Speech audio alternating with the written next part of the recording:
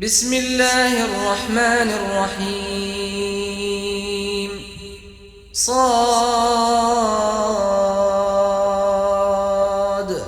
والقرآن ذي الذكر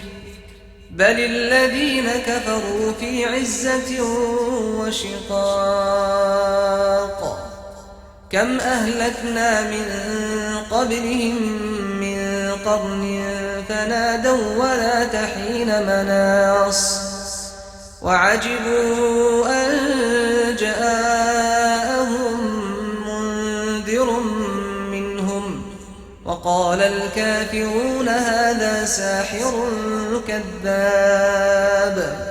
أجعل الآلهة إلها واحدا إن هذا لشيء عجاب وانطلق الملأ منهم أن امشوا واصبروا على آلهتكم إن هذا لشيء يراد ما سمعنا بهذا في الملة الآخرة إن هذا إلا اختلاق أأنزل عليه الذكر من بيننا بل هم في شك من ذكري بل لما يذوقوا عذاب أم عندهم خزائن رحمة ربك العزيز الوهاب أم لهم ملك السماوات والأرض وما بينهما فليرتقوا في الأسباب جند ما هنالك مهزوم من الأحزاب كذبت قبلهم قوم نوح وعاد وفرعون ذو الأوتاد وثمود وقوم لوط وأصحاب الأيكة أولئك الأحزاب إن كل إلا كذب الرسل فحق عقاب وما ينظر هؤلاء إلا صيحة واحدة ما لها من فواق وقالوا ربنا عجل لنا قطنا قبل يوم الحساب اصبر على ما يقولون واذكر عبدنا داود ذا الأيد إنه أواب إنا سخرنا الجبال معه يسبحن بالعشي والإشراق والطير محشورة كل له أواب وشددنا ملكه وآتيناه الحكمة وفصل الخطاب وهل أتاك نبأ الخصم إذ تسوروا المحراب إذ دخلوا على داود ففزع منهم قالوا لا تخف خصمان بغى بعضنا على بعض فاحكم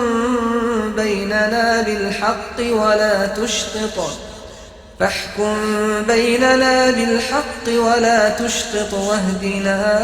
إلى سواء الصراط إن هذا أخي له 99 نعجة ولي نعجة واحدة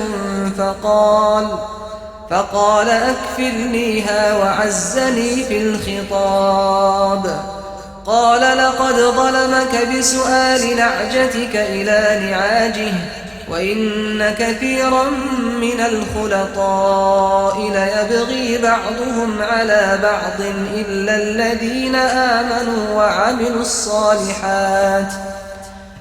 الذين آمنوا وعملوا الصالحات وقليل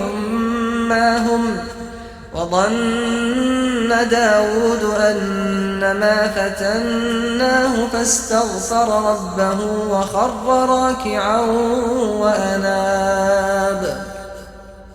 فغفرنا له ذلك وإن له عندنا لزلفى وحسن مآب. يا داود إنا جعلناك خليفة في الأرض فاحكم بين الناس بالحق ولا تتبع الهوى فيضلك عن سبيل الله. إن الذين يضلون عن سبيل الله لهم عذاب شديد بما نسوا يوم الحساب. وما خلقنا السماء والأرض وما بينهما باطلا ذلك ظن الذين كفروا فويل للذين كفروا من النار. أم نجعل الذين آمنوا وعملوا الصالحات كالمفسدين في الأرض أم نجعل المتقين كالفجار. كتاب أنزلناه إليك مبارك ليدبروا آياته وليتذكر أولو الألباب. ووهبنا لداود سليمان نعم العبد إنه أواب. إذ عرض عليه بالعشي الصافنات الجياد فقال إني أحببت حب الخير عن ذكر ربي حتى توارت بالحجاب. ردوها علي فطفق مسحا بالسوق والأعناق. ولقد فتنا سليمان وألقينا على كرسيه جسدا ثم أناب. قال رب اغفر لي وهب لي ملكا لا ينبغي لأحد من بعدي إنك أنت الوهاب. فسخرنا له الريح تجري بأمره رخاء حيث أصاب والشياطين كل بناء وغواص وآخرين مقرنين في الأصفاد. هذا عطاؤنا فامنن أو أمسك بغير حساب. وإن له عندنا لزلفى وحسن مآب. واذكر عبدنا أيوب إذ نادى ربه أني مسني الشيطان بنصب وعذاب. اركض برجلك هذا مغتسل بارد وشراب. ووهبنا له أهله ومثلهم معهم رحمة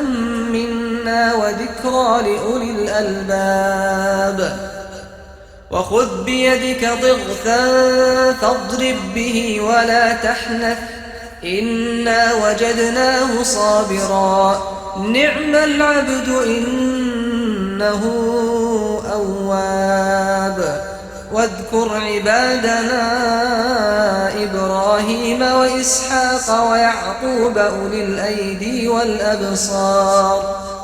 إنا أخلصناهم بخالصة ذكر الدار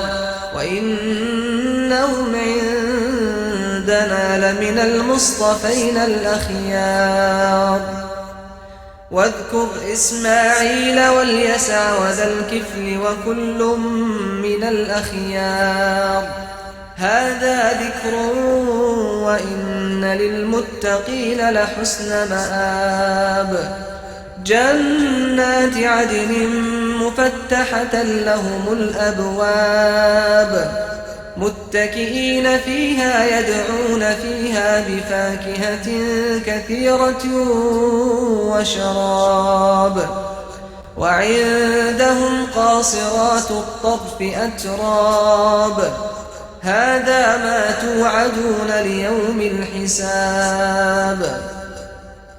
إن هذا لرزقنا ما له من نفاد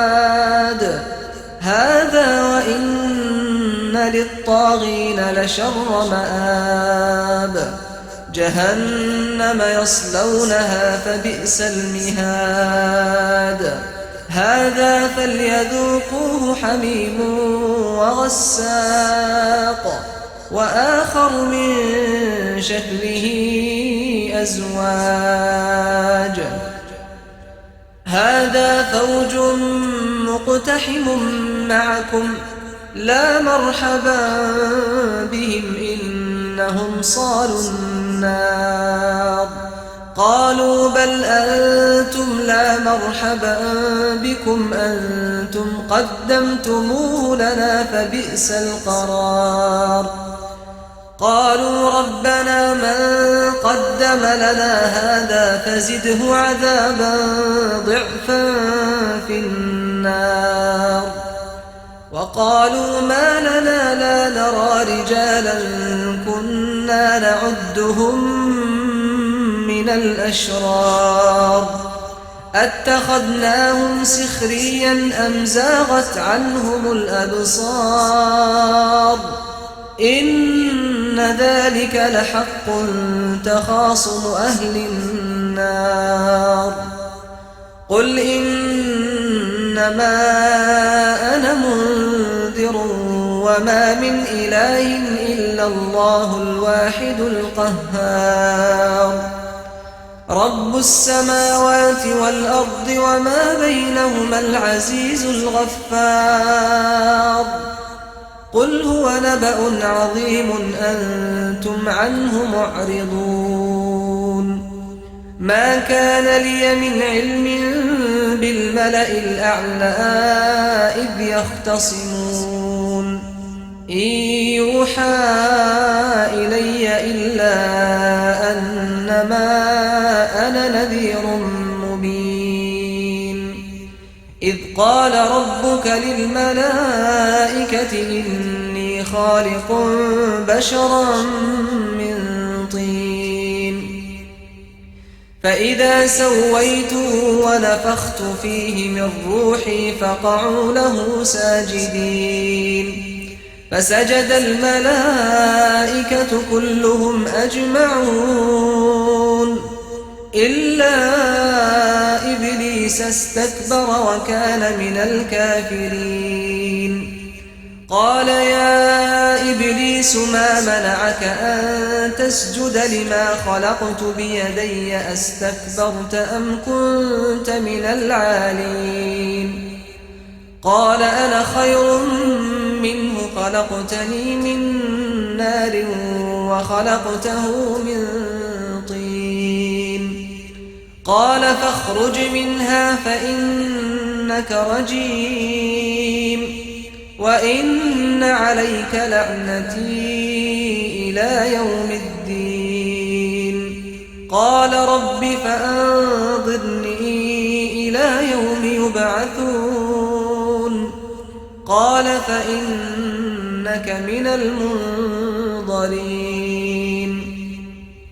إلى يوم الوقت المعلوم قال فبعزتك لأغوينهم أجمعين إلا عبادك منهم المخلصين قال فالحق والحق أقول لأملأن جهنم منك وممن تبعك منهم أجمعين قل ما أسألكم عليه من أجر وما أنا من المتكلفين إن هو إلا ذكر للعالمين ولتعلمن نبأه بعد حين